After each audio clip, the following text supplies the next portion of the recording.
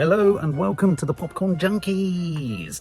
We are reviewing, or I am reviewing, a movie that's got a lot of press, a lot of attention, not surprisingly, just by dint of its title. It's called Cocaine Bear.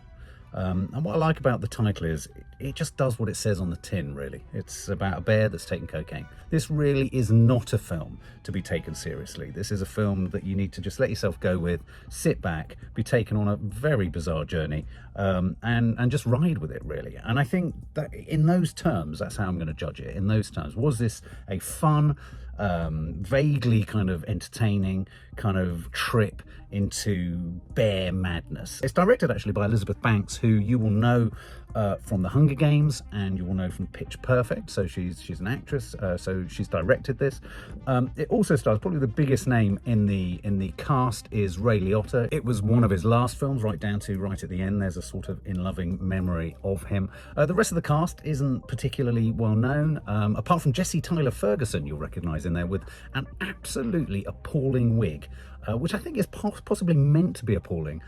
You'll know him from obviously Modern Family. Christopher Hivju, he's in there. I think he's been in a few. I think he might have been in Vikings or something like that. He might have been in Game of Thrones as well. And a notable presence for the actress Margo Martindale, who plays the park ranger. She's a park ranger. This is the story of a plane that's flying a heap load of cocaine in a drug deal.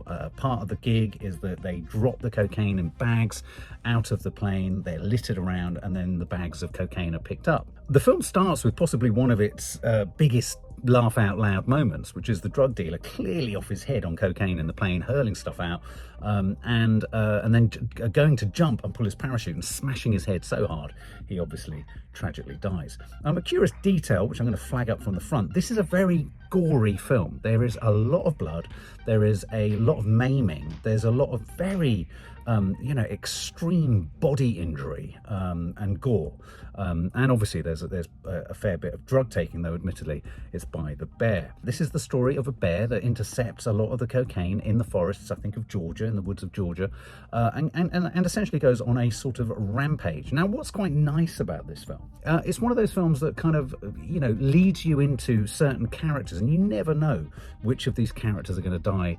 and when they're going to die. And so sometimes I often say that sometimes with horror films or films like this, you want that aspect of never knowing who could die. Everyone needs to be dispensable, because then there's a sort of added extra edge of your seatness to it all. In terms of the plot, there's no real plot of sorts. The national park thing in America is a massive deal. It starts with a pair of walking hikers, sort of a husband and wife, or boyfriend and girlfriend. They're talking about getting married, and the film isn't afraid to drag one of the characters off, sever their limbs, and essentially this bear that's gone on a drug crazed fueled murder spree starts to disembowel and essentially amputate numerous people. It's set up loosely that Ray Liotta's the head, or not the head actually, he's sort of like an underling, a middle manager in a sort of drugs cartel. So, and his son is a sort of erstwhile useless kind of chap. And so he sends them out to kind of intercept this vital cocaine that he needs to find. And so all of the activity essentially happens within the woods. We're introduced to the park ranger, as I say, played by Margo Martindale, who's sort of got a crush on, I guess, Jesse Tyler Ferguson. They all head into the forest because these kids have headed into the forest, and they need to be found. And so really we've got loads of kind of very, I would say, substandard reasons for why lots of different people need to go in the woods, and we essentially have lots of walking bodies, warm props that the bear is alternately going to terrify, attack, assault, drag off into woods, disembowel and eat. I'm going to say from the outset that yes, this was fun. Yes, it was very, very silly.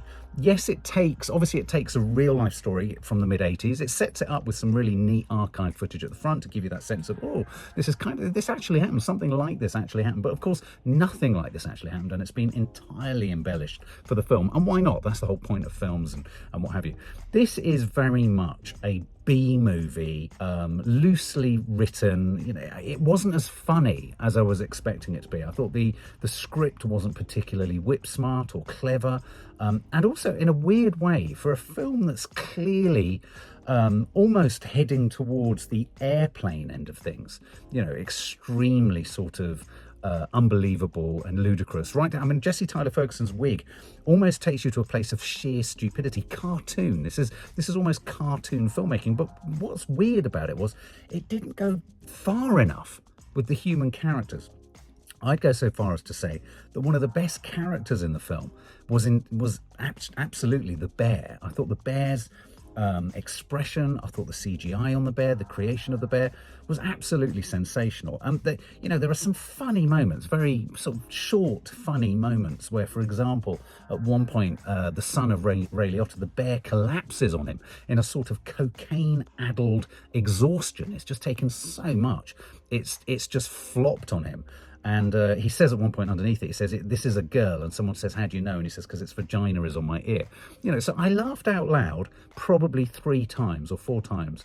And one of those times was right at the beginning when the drug dealer in the plane smashed his head. It was such a funny donk. When you get a funny donk, you can't help but laugh just out loud. The kids in it are pretty good. You have, it sort of crossed certain moral boundaries that you don't expect a sort of film to cross. You've got a couple of kids who accidentally, essentially, take cocaine. You've got a lot of cocaine flying around. It's not afraid to show a bear shoving its nose in, going mad. But as I say, it was verging on cartoon. It was verging on much sillier than it ended up going. It kept sort of tugging itself back to trying to deliver us some kind of serious narrative, and it just didn't. And the bear takes on totally monstrous proportions. It has a capacity to hide behind things, claw people's heads off, all that kind of stuff. One particular moment where someone's head is quite literally blown off. I was surprised this got a 15 certificate because it's incredibly gory. And one total kind of something that was very inconsistent in the gore was the fact that lots of people had all sorts of things taken out. You see disemboweled guts, you see heads exploded outward with bullets, you see faces torn off, you see limbs, someone else's face is dragged fast along a tarmac. Hideous burn injury, and yet the guy who falls out of the airplane is totally unscathed. He would have exploded, surely. So yes, silly, yes, kind of potentially fun, but not silly enough. I thought it needed to go further. It needed to take itself less seriously, and it kind of needed to ditch all of these various storylines heading into the forest, because it just got a bit samey after a while. The end of the film, I mean, Ray Liotta, I think, was totally thrown away. There was none of that sort of menace. He dialed in the performance. He was only in about 4 or 5 scenes. The denouement and conclusion of the film was incredibly weak. On a cliffside, sort of substandard Goonies type situation with bear cubs and all that kind of malarkey. I mean, I think once you've established the bear doing something as dramatic as it does at the beginning, it's kind of got nowhere to go. And so it kind of tries to become a horror film, but I didn't really jump out of my skin either. So if I'm really honest, I was a little bit disappointed by this. I was expecting it to be a bit smarter than it was.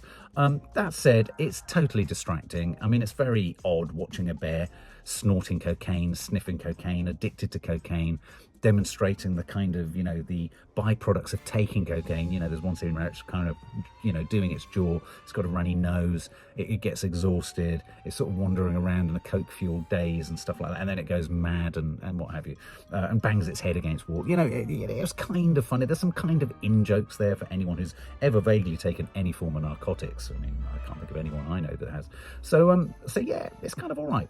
Even in its own terms, what I'm trying to say is you don't want to approach this film seriously, but even in its own terms, it wasn't as entertaining as I thought it was going to be.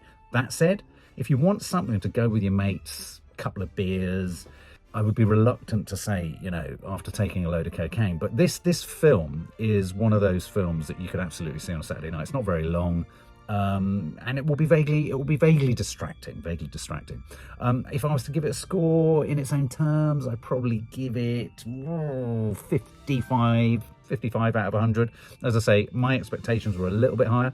But anyway, let us know what you think. If you go and see it, tell us your thoughts, give us your scores, and obviously do subscribe if you haven't.